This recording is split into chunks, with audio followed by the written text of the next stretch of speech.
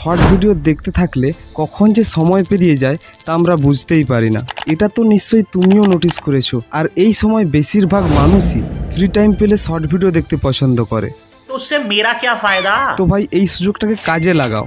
চলো বোঝার চেষ্টা করি একটা প্রফেশনাল শর্ট ভিডিও কিভাবে তৈরি করা যায় এই 4টি পয়েন্টের মাধ্যমে। তুমি যেমন ধরনের ভিডিও তৈরি করো না কেন, তোমার টপিক যদি স্ট্রং থাকে না, তাহলে ওটা ভাইরাল হওয়ার চান্স অনেক বেশি থাকে। এবার তুমি বলবে ভাই ট্রেন্ডিং টপিক কোথায় পাবো? তো দেখো, ট্রেন্ডিং টপিক খোঁজার অনেক অপশন আছে। তার মধ্যে ইজি হচ্ছে তোমার নিচের বা তুমি যে ধরনের ভিডিও তৈরি করো সে ধরনের যে বড় ক্রিয়েটার আছে তাদের ভাইরাল ভিডিওগুলি দেখে ইন্সপিরেশন নাও, তারপর ওই রকম ভিডিও তোমার স্টাইলে তৈরি করো। যেহেতু ওই বড় ক্রিয়েটারের ভিডিওগুলি তুমি পুরোপুরি কপি করবে না, তাই ওদের ভিডিওগুলি দেখে তোমার ভিডিওর জন্য একটা প্ল্যান তৈরি করো বা খাতা পেন নিয়ে ভালো করে একটা স্ক্রিপ্ট লিখে নাও।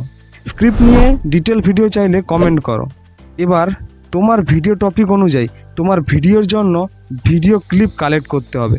ফর এক্সাম্পল, তুমি যদি এমন ভিডিও তৈরি করো যেখানে তুমিই সাবজেক্ট, তাহলে তুমি স্ক্রিপ্ট অনুযায়ী নিজেকে শ্যুট করে নাও।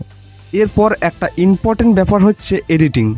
কোন অ্যাপ দিয়ে এডিটিং ভালো হয় এটা নিয়ে একটা ভিডিও এই চ্যানেলে আছে, ওটা দেখে আসতে পারো। ভিডিওর মধ্যে যে পার্টগুলো লাগবে না সেগুলি কেটে বাদ দিয়ে দাও।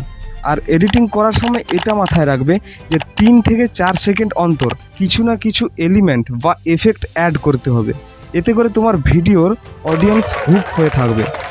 এই পয়েন্টগুলো দিয়ে ডিটেলসে ভিডিও বানানো যায়। তুমি কমেন্ট করে বলো যে কোন টপিকের উপর ডিটেলস ভিডিও চাও, আমি অবশ্যই বানাবো। কোন অ্যাপ দিয়ে ভিডিও এডিট করলে ভালো হয় জানতে হলে ডান দিকের ভিডিও দেখো, আর বাম দিকের ভিডিওতে নিজের মোশন ব্যাকগ্রাউন্ড তৈরি করা শিখিয়েছি, ক্লিক করে চলে আসো।